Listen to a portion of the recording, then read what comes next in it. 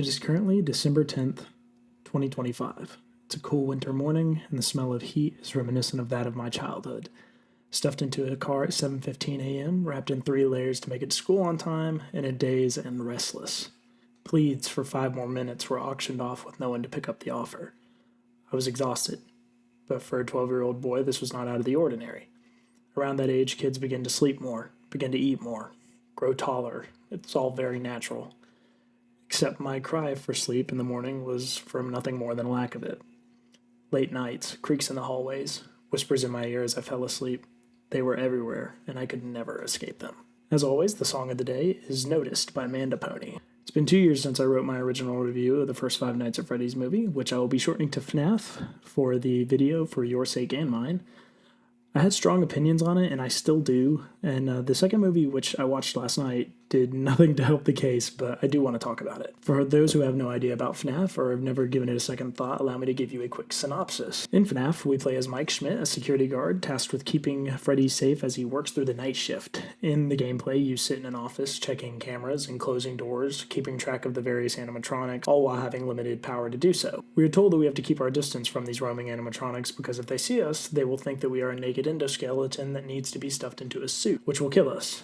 And obviously we don't want that. As our time at Freddy's progresses, we notice strange occurrences and learn more of the franchise's long history of closing, reopening, and adding new locations. Posters on the walls change, laugh echoes in the hallways, hallucinations of jolly singing bears saying, "It's me," plague you every second. Newspaper clippings on the walls begin to piece together a bigger story. A story of kids gone missing while at Freddy's, health concerns shutting down the pizzeria due to the stench, blood, and oozing mucus that came out of the animatronics. Quickly are able to put together that Freddy Fazbear's Pizzeria is haunted by the spirits of these kids that were murdered and stuffed into suits. And they're looking for revenge, as we must make sure they do not take it out on us. My first experience with this game is one I hope to never forget because of how blissful it was. I was in the 7th grade, just walked into homeroom, and we had mandatory drug dogs come and sniff out the school like once a year. This usually meant that our homeroom was delayed by 2 to 3 hours, so we'd go into like 4th period later. As I walked into the classroom, I was enlightened that the dogs were coming to campus, so we had free range to play on our phones as we please. Over my shoulder, I distinctly remember hearing a good friend of mine say, "Golden Freddy," and I was immediately taken aback, like how dumb can this get? I thought it was like Golden Freddy Krueger, just sounded like some sort of weird like cash grab or collectible toy. Growing up as a diehard scaredy cat, I was by no means ever interested in horror or anything scary, but this game grabbed me in a way few things ever have. Pause. This game's story was something I would continuously keep up with for the next 9 years as more games released and even books. Along with learning of the terrible fate of these kids and the wicked man who did it all, came many nightmares and long nights filled with terror as my imagination ran rampant. Nights of locking my door because I knew Bonnie was waiting for me, and sleeping on the opposite side of the bed because I knew Freddy was under mine, and even leaving the closet light on just to make sure Foxy wasn't there. I was never too terrified of Chica. I'm not sure why. She just never really bothered me the way the others did. These movies are terrible. They're nothing more and nothing less. In an attempt to connect with the new/younger generation of FNAF fans, the movie holds a PG-13 rating, staying clear of any visualization of horrors that happen within Freddy Fazbear's Pizzeria. Most of these happening off-screen. I will say the second movie picked up the murder and quote-unquote gore. However, I will still say was nothing that a 9-year-old couldn't watch. I assume. I haven't talked to a 9-year-old in a long time, but I assume they would be fine, which I think might be one of my biggest complaints. I never really cared for horror. I'll get more into that, why FNAF gets an exception later. But for now, just know that me and horror are not old friends. As a registered horror hater, these movies have been anything but. The film fails to tackle any of the events other than saying kids were murdered and their bodies are in the suits. And once again, of course, nothing is on screen. This completely nulls the punch and the terror of these crimes and what instills that uneasy feeling that came with playing the original game. Not only did the movie fail to scare me, but it failed to put me on the edge of my seat. Now, I'm not oblivious. I understand that FNAF has been more targeted at children for the last 6 years or so, but I have no idea why. During my theater watch, I remember thinking, damn, there's a lot of kids in here, which again, it just kind of feels weird. And what blows my mind about this the most is that Scott Cawthon, the guy that made the games, wrote the movie. You know, honestly, it makes a lot of sense. The guy made a video game and a storyline. Doesn't mean he can like write a script and produce these ideas. I kind of have my own beliefs that because the fan theorists did so much in the beginning with such little, I think Scott just kind of went, yeah, that sounds cool, let's do it, which also would mess up the timeline if you're just saying yes to everything. It throws me off because there is so much friendship and teamwork thrown into these movies, which I'm not saying is a bad trope. It just feels weird to have that in this world where these stories are being told. So what stories are being told. Spoilers ahead, I guess. Five Nights at Freddy's followed our main character, Mike Schmidt, played by Josh Hutcherson, a security guard who is struggling to find work. While looking for a job, has to not lose custody of his little sister Abby, Mike goes to a career counselor named Steve Raglan, played by Matthew Lillard, who offers Mike a job at a rundown 80s entertainment restaurant called Freddy Fazbear's Pizza, where Mike is you guessed it, a security guard. He runs into some suspenseful encounters with the animatronics and learns about the history of the pizzeria and his brother who was abducted when they were kids. As the story progresses, he befriends a cop named Vanessa who alludes to no more than she puts out about Fazbear and his friends. As it unfolds, we find out that Vanessa is the daughter of Steve Raglan, who isn't Steve Raglan, it's William Afton. That name means nothing to you. It's the guy who's responsible for killing the children, who was eventually defeated and killed off screen. There are still some subplots I was not pleased with. First off, Mike is an older brother who desperately wishes to take care of his little sister after his family fell apart as a young child, after his little brother was kidnapped while on a family trip to Nebraska. Due to the current state of Michael's employment, paired with his aunt's want for the government check that helps support Mike and his sister, their aunt is constantly trying to gain custody of Abby, which again is a fine subplot. I just don't know what it has to do with Freddy Fazbear. A second plot point is that Mike believes that everything you have ever seen is in your brain somewhere.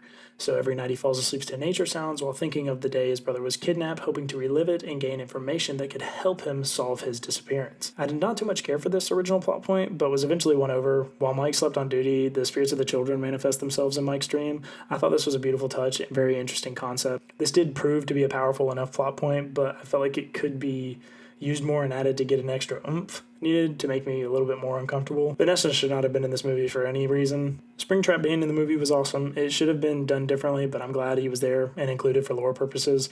I wish I could comment on it more, but it was a short section of the movie, so I'll simply say I liked it, but I could have liked it more. As for the second movie, it was one of the worst movies I've ever seen in my life. It was blatantly the prioritization of the characters of the movie rather than the story you were trying to convey. Josh Hutcherson is in a constant state of acting his ass off in a movie that was giving him nothing. I honestly can't even remember what was happening in the movie because nothing ever really did.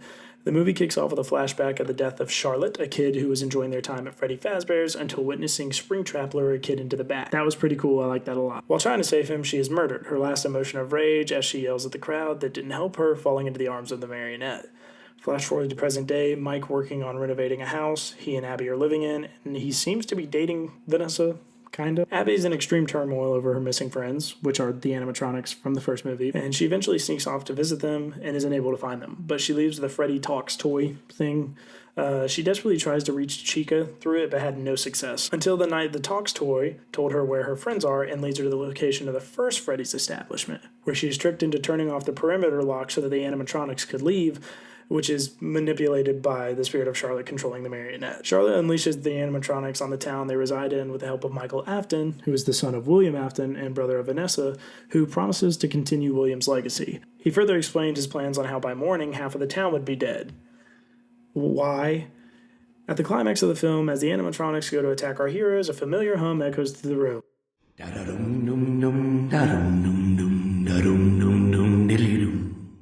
Our original animatronics from the first movie and the original cast that everyone loves. They swoop in and save the day, defeating Michael Afton and the marionette.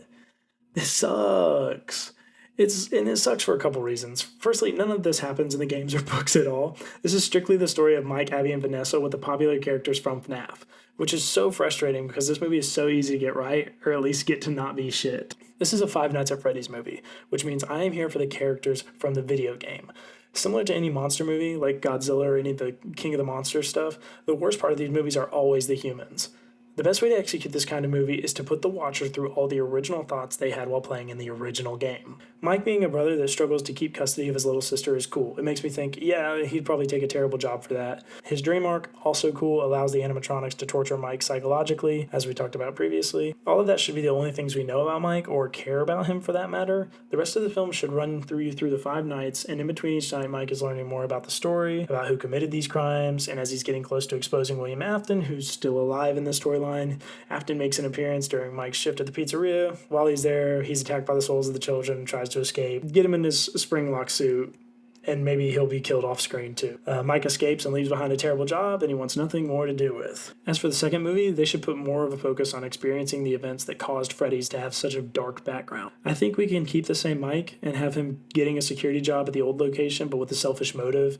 He just gets so obsessed with the story, it's almost like an adrenaline rush, similar to the reasons we played the games, and repeating the formula. Every time we played the game, we found out more about the story and it got deeper. Mike should be nothing more than a mirror to the viewer, allowing him to think what we think and be as fearful and as interested as we are. I think Blumhouse did not get the memo that less is more. It's clear that what they're trying to do was boil down a 9-year series to its finest parts to appeal to a broad audience.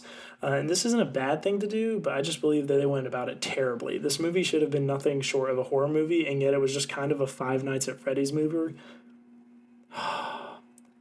It was just kind of like a Five Nights at Freddy's movie. Overall, I gave the first FNAF movie a 3 out of 10 for horror and a 4 out of 10 as a FNAF movie. I hope that makes sense. I'd like to keep the same pattern for this new installment to the series. FNAF 2 gets a 2 out of 10 as a horror movie and a 4 out of 10 as a FNAF movie. Mainly this is because Freddy Fazbear was on my screen and a lot of the other characters that roamed my halls growing up. Or at least I thought they did. It's so weird that even now when I see those eyes or the bow tie, my stomach drops. This is a fear that swelters inside of me from a long time ago that terrorized my childhood. Because these animatronics were never presented as friends. They were presented as angry and vengeful, and rightfully so. They preyed on the fears I had as a young boy of the Chuck E. Cheese animatronics and cranked it to 11. It feels so weird being so open about how scared I was of these guys because the series is so sunshine and rainbows now. I truly believe you had to experience this from beginning to end to get why these characters were able to give even the game developer nightmares. I appreciate you making it to the end of this. I wanted to make it longer, but I felt like it should branch off and go to a different direction and be its own standalone, so that'll probably happen another time. I hope you enjoyed, and I'll see you in 2-ish years when the third movie comes out. Thank you.